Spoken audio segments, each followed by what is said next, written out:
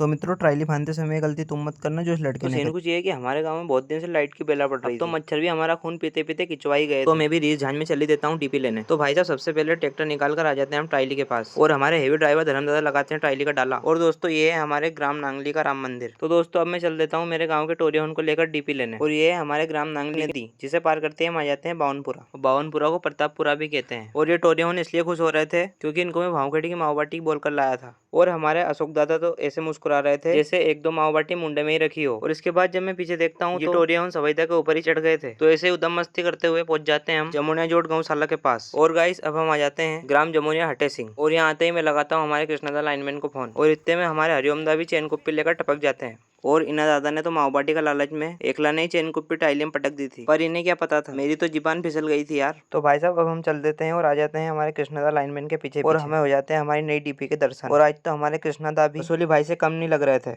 तो भाई साहब इसी के साथ हमारे लाइनमैन साहब के आदेश अनुसार ट्रैक्टर को लगवा देते हैं ट्रायली के पास और खोल देते हैं ट्रायली का डाला। और ट्रायली का डाला खोलते ही लग जाते हैं हम काम पर जैसे कि आप देख ही रहे हो। और ये नाना तो बुखार के बहाने से स्कूल से भर दोपहर में आ गया था। और भाई साहब इसी के साथ मैं भी चढ़ जाता हूँ ट्रायली में और मांडा साची हाथ लगा देता हूँ ताकि किसी को शक ना हो। और इसी के साथ डीपी को लोड करके चल देते हैं हम घर हमारे कृष्ण दादा को लेके। और हमारे लड्डू दादा के तो स्कूल से आने की खुशी में मन में लड्डू फूटते बंद ही नहीं हो रहे थे जब तक हमारे सवैदा ट्रायली में सुनमान बैठे थे क्योंकि आधे घंटे से इनने बीड़ी नहीं पी थी। तो ऐसे ही बातों बातों में हम आ जाते हैं नांगली। और नांगली आते ही हम कर लेते हैं चाय की तफोरी। और इसी के साथ हमारे सतीश पटेल की स्माइल इतनी तगड़ी है कि चार से छोरी तो ऐसे देख के फेंका जाए। बस ऐसे ही झूठी तारीफ करके पकड़ा देता हूँ उनको डीपी का दौड़ला। और मैं भी नीचे उतर के मंडा साचे लग जाता हूँ लाइन में।